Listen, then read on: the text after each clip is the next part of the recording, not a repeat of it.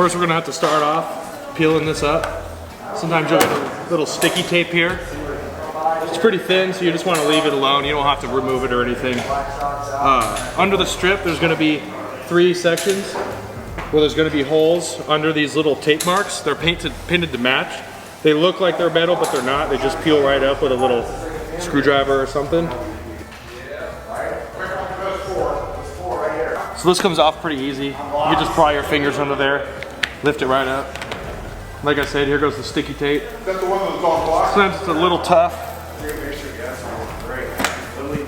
but it'll come right up. You can see here, there's the strip. Inside this strip, there's 2 holes. There's one there and one there. On the middle strip, there's gonna be only 1 single hole. And then you'll have 2 more on the rear of the truck. And you'll just wanna kinda gouge these out. So, a lot of companies don't really do this. This is something we do on all of our roof racks. We add in a bead of silicone on every hole that mounts into the roof. They're not known for leaking, but we don't wanna find out that they do leak the hard way. So we leave a bead of silicone around this and just add on our roof rack spacers here, and now you're going to be totally leak free.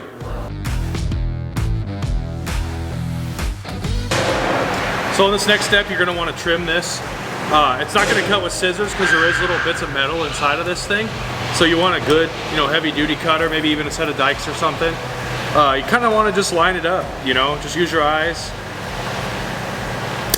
Trim it right there. Slide this guy under. Now we're fit.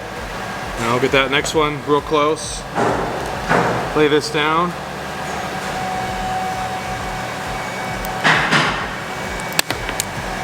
Trim again.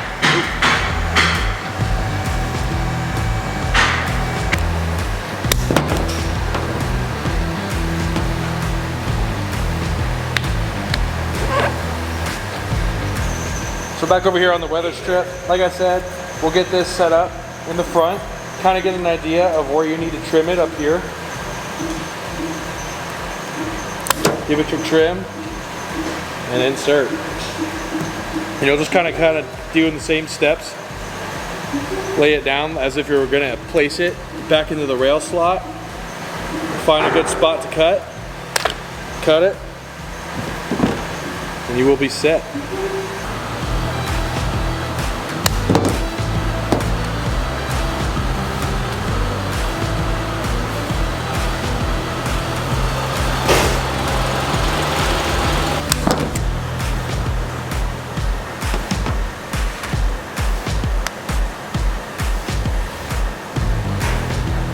We are all set with the strips.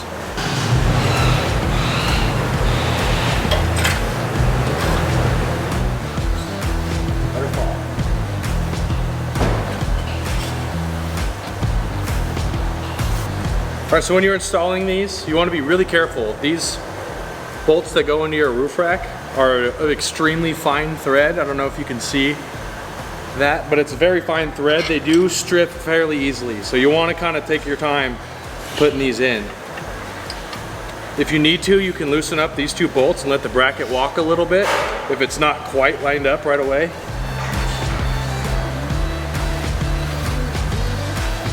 And you can see some of them, they just want to spin by hand just fine. Some of them, they really are tight in there. So you want to make sure that you are in the threads before you start turning, because if you strip these out, there's no way to fix it.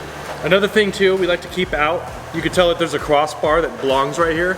We keep this crossbar off as well as the front crossbar so we can access these bolts. The crossbar normally sits directly above this bolt, so you wouldn't be able to tighten it or get it in there with the crossbar. So before assembly and putting it on the truck, you want to leave this bar off until it's all mounted, and then you can put it on.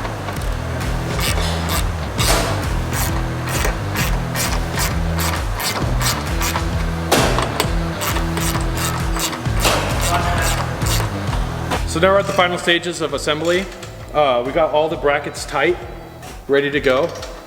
We've installed our 2 crossbars that block our brackets. So now everything is snug, tight. Johnny's over here fixing up the last couple of bolts, getting everything tightened up. You can see I'm 250 pounds and I'm pulling on this rack as hard as I can. It's not moving. This thing is stable. The way we use these mounts right here, a lot of companies will bend this aluminum panel and create a weak point. We use a 2-piece mounting bracket style, and these are steel. This is aluminum, these are steel. With this, you can put up to 800 pounds, which will probably end up breaking your roof before it ever breaks the rack.